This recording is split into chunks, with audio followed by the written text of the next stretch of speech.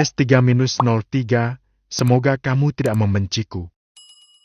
Astagfirullah, ada apa ini? Berulang-ulang Raffi menggumamkan kalimat itu. Sudah beberapa menit ia menghabiskan waktu di kamar mandi umum tak jauh dari pos tempatnya makan tadi. Tiba-tiba gejala aneh menyerang tubuhnya dengan sangat hebat. Urat-urat terasa menegang dan ia kesulitan menahan gejolak berbahaya tersebut. Membasuh wajah dengan air dingin, memijat kepala dan mengatur napas yang memburu rupanya tak cukup untuk meredam rasa aneh itu. Hingga ia sendiri merasa bingung dan takut. Tubuhnya bahkan bergetar hebat. Boy! Satu nama yang terpikir untuk segera dihubungi. Sebagai seorang dokter, Boy pasti tahu cara meredam gejolak yang bangkit secara paksa tersebut. Namun, setelah 5 kali mencoba, panggilan tak kunjung dijawab. Pilihan berikutnya jatuh kepada Erlan. Raffi gegas menghubungi. Akan tetapi, baru 1 kali mencoba ia kembali meletakkan ponselnya ke wastafel. Nggak aktif. Erlan dalam perjalanan ke Jerman. Lelaki itu mendesah frustrasi. 2 sahabatnya sedang tidak bisa dihubungi. Akhirnya, ia memilih menghubungi sang ayah.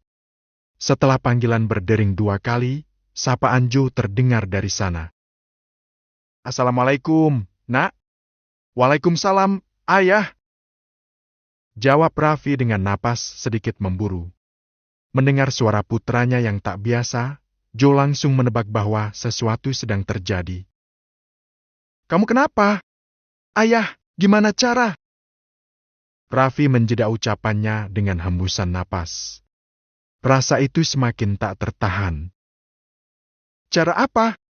Kenapa suaramu terdengar berbeda? Apa terjadi sesuatu? Desak Joe mulai khawatir. Iya, Ayah. Aku. Lagi, ucapannya tertahan, sebab ia berada antara malu dan terdesak keadaan.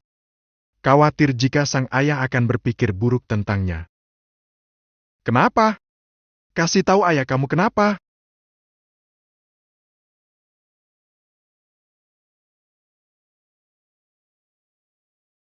Gimana cara hilangin efek kalau lagi terangsang? Tanya Raffi frontal, tak tahan lagi. Tentu saja pertanyaan itu membuat Joe terkejut. Apa? Maksudnya terangsang bagaimana? Aku nggak tahu, Ayah. Rasanya benar-benar nggak tertahan. Raffi meringis pelan, menahan sensasi dari ledakan gairah. Ya Allah, anakku. Apa yang terjadi? Kamu habis makan apa? Buka puasa di mana tadi? Tanya Joe panik. Raffi yang tengah dalam keadaan kalap itu seolah tak kuasa menjawab. Pikirannya terasa buntu, konsentrasi buyar. Ia bahkan tak bisa mengingat hal-hal kecil yang terjadi sebelumnya. Semua terasa mengambang dalam pandangan, tersamar dalam ingatan. Satu-satunya hal yang terpikir adalah bagaimana melampiaskan syahwat yang tiba-tiba bangkit dan tak terkendali. Menyiksa dirinya dengan begitu hebat. Nggak tahu, Ayah. Cuma buka puasa air putih, kurma, sama nasi kotak. Kamu bukan sedang keracunan, kan? Tanya Joe hendak memastikan. Apa kamu sakit perut, mual, pusing, diara, atau yang lainnya? Enggak, Ayah. Ini rasanya beda. Seperti mau, astagfirullah, ya Allah. Aku harus bagaimana, Ayah? Joe semakin panik. Namun, berusaha untuk tetap tenang menghadapi segala situasi. Setidaknya, ia harus bisa mengarahkan Raffi agar tak sampai melakukan tindakan terlarang. Tenang dulu. Kamu di mana sekarang? Di toilet umum. Oke, terus istighfar. Jangan pikirkan hal lain. Raffi mengikuti arahan sang ayah. Menarik napas dalam sambil beristighfar berulang-ulang. Sekarang kamu ke kamar, minum air putih yang banyak dan mandi dengan air dingin sampai gejalanya berkurang. Kunci pintu kamar. Kalau ada yang tawari bantuan jangan terima sembarangan selain yang kamu percaya. Paham? Iya, Ayah. Tetap tenang. Ayah segera menyusul ke sana. Raffi membuang napas panjang setelah panggilan berakhir. Meletakkan ponsel dan keluar dari kamar mandi. Sejenak ia memandang ke segala arah. Sekeliling pun terasa memburam saat ini. Ya Allah, ada apa ini sebenarnya? Mengikuti saran sang ayah, Raffi segera beranjak menuju villa. Sepanjang jalan ia mencoba mengingat apa saja yang dilakukannya hari ini, makan apa saja dan bertemu siapa saja. Sepintas tidak ada yang aneh. Semua yang ia makan terasa normal. Tak pula ada kecurigaan dalam pikirannya terhadap seseorang yang mungkin ingin menjebaknya. Sambil sesekali memijat kepala, Raffi melangkah gontai. Menerka dalam hati tentang apa yang membuatnya merasakan gejala ini. Ketika akan memasuki pintu utama villa, langkahnya terhenti. Bayangan Vio mengisi pikiran, disusul dengan sebuah dugaan. Jus jeruk? Raffi tersentak, bagaimana jika reaksi aneh dari tubuhnya ini berasal dari jus jeruk yang diberikan Vio? Bukankah Vio sudah meminum setengahnya? Astagfirullah, Vio! Lelaki itu menjadi sangat panik setelah mampu menebak apa yang sedang terjadi. Tak ingin mengulur waktu, ia segera melangkah. Tak peduli dengan rasa dalam diri yang semakin menjadi. Hal pertama yang terpikir adalah mencari Vio di villa untuk para mahasiswi. Ya Allah, tolong lindungi dia. Begitu tiba di villa, suasana tampak sunyi. Tak ada siapapun terlihat di sana. Bahkan Raffi tak tahu sebelah mana kamar yang ditempati Vio, sehingga ia memeriksa semua kamar. Tetapi, di antara 9 kamar itu, tak ada Vio di sana. Vio, kamu di mana? Panggilnya setengah berteriak. Ia pun bergegas menuju masjid tempat doa bersama sedang digelar. Berjalan di teras dengan mata tertuju pada barisan wanita dan mencari Vio di antara mereka. Kak Raffi kenapa? Tanya Winda melalui celah jendela masjid. Apa Vio ada di dalam? Balas Raffi berusaha tenang. Gak ada, Kak. Kayaknya sih, masih di villa. Semakin panik saja Raffi dibuatnya. Tak menemukan gadis kesayangannya di mana-mana tentu membuatnya merasa khawatir dan takut jika seseorang sedang berusaha menjebak Vio. Aku gak mau baring. Aku mau pulang ke villa sebelah. Vio mendorong tangan lelaki yang sedang berusaha menyentuh bahunya. Tapi kamu kelihatan sakit. Ayo, duduk sebentar, biar aku antar ke kamar kamu. Lelaki itu menyeringai tipis. Mendorong bahu sang gadis dan mendudukkannya ke ujung tempat tidur. Jangan sentuh aku, Kak. Jangan pegang. Ujar Vio dengan sisa kesadaran. Iya, aku gak pegang kamu, kok. Akhirnya ia berhasil membawa sang gadis untuk duduk di tepi tempat tidur. Vio duduk dengan gelisah, keringat membasahi kening, wajah merah dan tangan menekan ke antara kedua pahanya. Tampak sedikit kalap. Tunggu sebentar di sini. Terus aku antar ke kamar kamu. Marcel segera beranjak menuju kamar mandi. Membuka kemeja hingga menampakkan dadanya yang bidang. Berdiri menatap cermin dengan seringai tipis di sudut bibirnya. Ini adalah langkah awal dalam mencapai tujuanku. Siap-siaplah keluarga Darmawan. Tangannya tertulur menjangkau sebuah benda yang tersembunyi di dalam sebuah laci kecil. Sebuah kamera berukuran kepalan tangannya. Tanpa mengulur waktu lelaki itu bergegas keluar dari kamar mandi. Namun, saat tiba di luar, Vio sudah tidak terlihat lagi. Pintu kamar yang terbuka setengah membuatnya mendengkus kasar. Sial! Kemana dia? Matanya berkilat memancarkan amarah. Kamera di tangan ia hempas ke sembarang arah. Meraih kemeja miliknya yang sudah ia tanggalkan dan segera menyusul keluar. Aku tidak akan membiarkan kamu lolos begitu saja, Viola Khairunisa Darmawan. Setelah mendapat telepon dari Raffi, Joe memutuskan untuk segera menyusul seorang diri. Khawatir jika Raffi sedang dijebak seseorang dan berakibat fatal nantinya. Mobil yang berada di bawah kemudinya itu melaju dengan kecepatan di atas rata-rata. Tidak akan ia ampuni siapapun yang berani berniat jahat kepada anak lelaki yang selalu ia banggakan di hadapan semua orang. Anak yang ia besarkan dengan penuh kasih, yang selalu ia tanamkan kejujuran dan tanggung jawab. Siapapun yang menyakiti Raffi harus berhadapan dengannya sekalipun itu adalah bayi. Ya Allah, lindungi anakku. Jauhkan dia dari hal-hal yang diharamkan. Mobil melesat jauh membelah jalan. Deringan pada ponsel mengalihkan perhatian lelaki berparas Timur Tengah itu. Nama sang istri menghiasi layar membuatnya memilih mengurangi laju kendaraan. Ya, sayang? Ucapnya sesaat setelah menggeser simbol hijau pada layar. Kamu di mana? Kenapa belum sampai di rumah? Tanya Irene, yang sudah menunggu kepulangan suaminya. Tidak biasanya Joe terlambat pulang tanpa memberitahunya.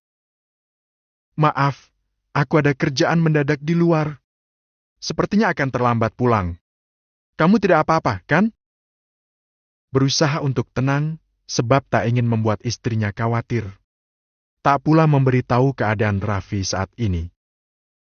Tidak apa-apa. Tapi pulangnya jangan larut, ya. Insya Allah. Ngomong-ngomong, apa Raffi telepon kamu? Tidak. Biasanya kan kamu yang akan dia hubungi duluan. Dia mana ingat ibunya selama ada ayahnya. Oh, ya sudah kalau begitu.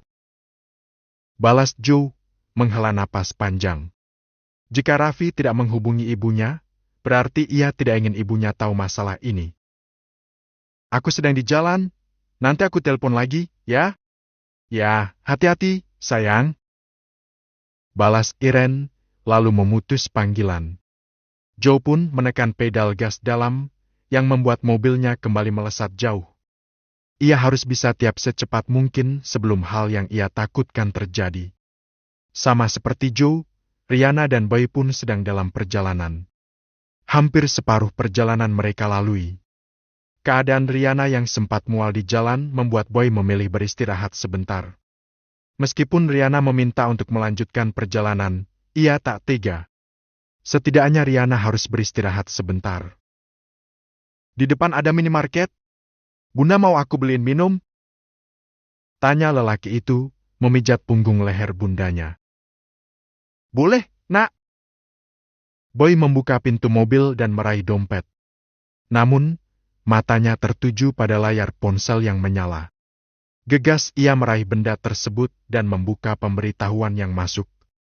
Dahinya berkerut melihat 5 panggilan tidak terjawab yang berasal dari Raffi. Raffi?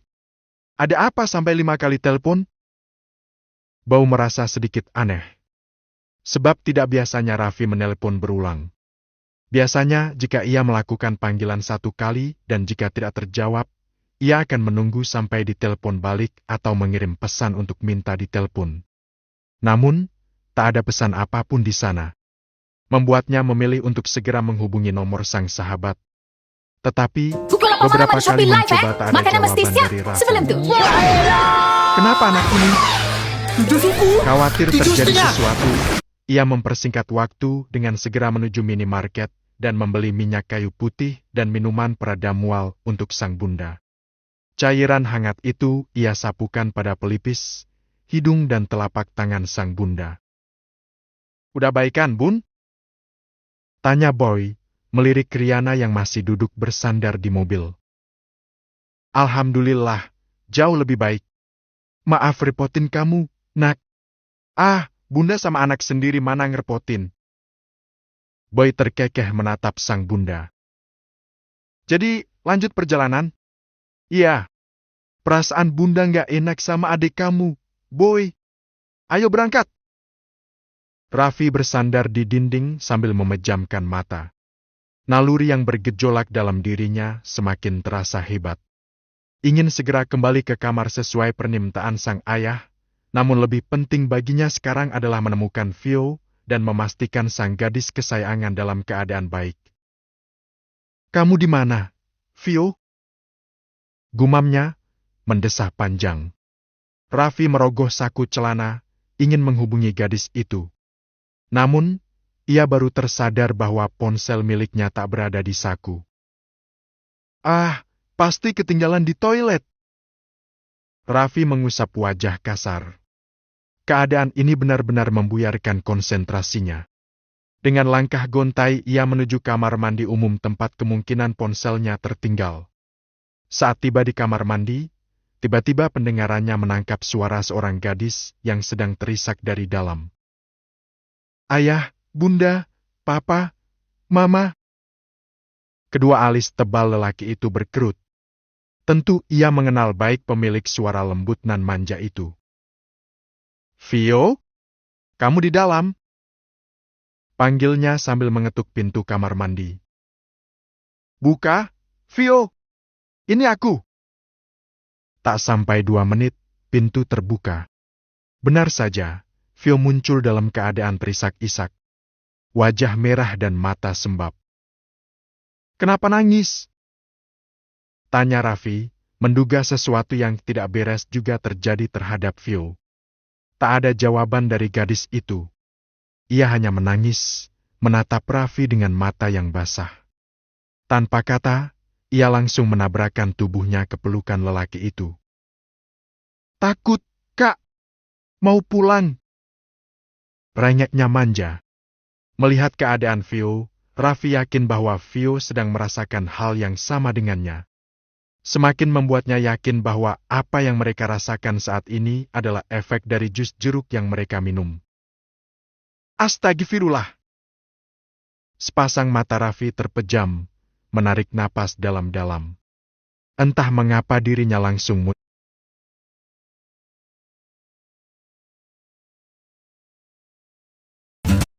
muncul syahwat melihat Vio menangis memeluknya. Tangannya perlahan mengusap puncak kepala sang gadis. Aku akan antar kamu pulang. Nanti aku hubungi Boy atau ayah kamu. Tapi di sini tidak aman.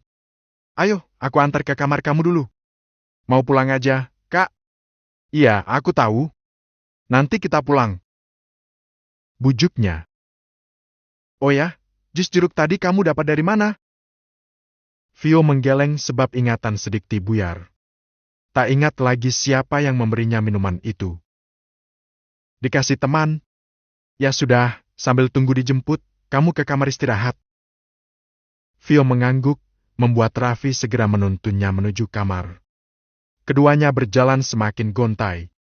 Beberapa kali hampir terjatuh, bahkan saat Raffi menuang air putih ke dalam gelas untuk diberikan kepada Vio, tangannya gemetar hingga air nyaris tumpah.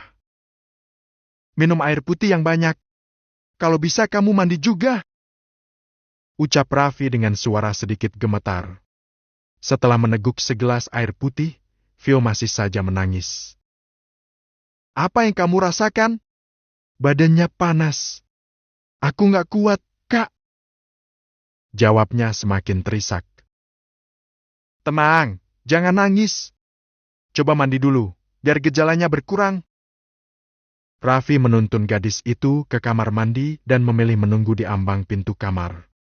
Ia bersandar di pintu, berusaha menahan diri. Alam bawah sadar masih menguasai akal sehatnya, bahwa tidak boleh melakukan hal buruk kepada Vio. Sekalipun dirinya sedang sangat ingin dan tak dapat mengendalikan. Rasa itu terlalu menggebu. Tetapi, sebisa mungkin harus menahan agar terhindar dari hal yang mungkin akan ia sesali seumur hidupnya. Lamunan Raffi membuyar saat Vio keluar dari kamar mandi dengan hanya mengenakan handuk dengan rambutnya basah. Sejenak ia memandang dari ujung kaki ke ujung kepala, namun kemudian membuang pandangan ke arah lain agar tak melihat aurat gadis itu. Vio yang sudah tampak lemas itu luruh ke lantai, berpegang pada dinding pembatas kamar mandi. Raffi hanya menatap. Teringat ia pernah membaca sebuah artikel yang menyatakan bahwa meminum obat perangsang dalam dosis yang tinggi bisa menyebabkan terjadinya serangan jantung mendadak, penyempitan pembuluh darah hingga menyebabkan pecah pembuluh darah dan hal itu beresiko kematian. Apa aku bawa Vio ke rumah sakit saja? Gumamnya dalam hati. Akan tetapi, rumah sakit di kota itu cukup jauh. Kendaraan umum pun terbatas di jam seperti ini. Raffi benar-benar bingung dan tidak tahu harus bagaimana. Di sisi lain, ia juga tak bisa lagi menahan diri. Sepertinya obat yang dimasukkan ke dalam minuman dalam dosis yang sangat tinggi. Mau tak mau Raffi langsung mendekat dan berjongkok di hadapannya. Bagaimana kalau kita ke rumah sakit saja? Terlalu lama di sini bisa berbahaya. Cepat pakai baju. Vio hanya memeluk handuk di dadanya, seakan tenaga yang tersisa tak cukup lagi untuk sekedar berdiri. Dalam keadaan terpaksa, Raffi segera menuntun gadis itu berdiri agar segera mengenakan pakaian, namun keduanya tiba-tiba oleng dan kehilangan keseimbangan. Jatuh terhempas ke tempat tidur dengan posisi Raffi yang di atas. Selama beberapa saat keduanya diam dan saling pandang. Jantung Vio berdegup semakin cepat ketika Raffi memandangnya dengan begitu dalam. Ia bahkan diam saja ketika jemari lelaki itu menyusup di antara lekukan leher, memberikan sentuhan yang begitu lembut dan menghanyutkan. "Kak Raffi!" panggilnya lirih. Raffi tak menyahut. Matanya terpejam menahan gejolak yang semakin mendekati puncak. Menghela napas dan menautkan kening mereka berdua hingga ujung hidung saling bertemu. "Aku nggak kuat, Vio." Bisiknya sangat pelan dengan napas tertahan. Membuka mata, Raffi memandang wujud sempurna di bawahnya. Mata indah itu seakan meminta lebih, bibirnya yang merah muda seperti sedang menggoda, rona merah di wajah membuatnya terlihat semakin cantik. Menantang. "Maafin aku, semoga kamu nggak membenciku." Suara Raffi yang parau membuat napas Vio tertahan di rongga dada. Ingin menghindar, tetapi naluri dalam diri seakan menuntun untuk meminta lebih. Aneh, ia justru merasa nyaman dengan setiap sentuhan lelaki itu. Raffi mengikis jarak di antara keduanya, hingga Vio dapat merasakan betul hangat dan lembut embusan napasnya. Mata terpejam, kehangatan kembali menjalar menghilangkan nalar ketika dua bibir saling bertemu. Saling berpangut, menyesap, memburu, dan menuntut lebih.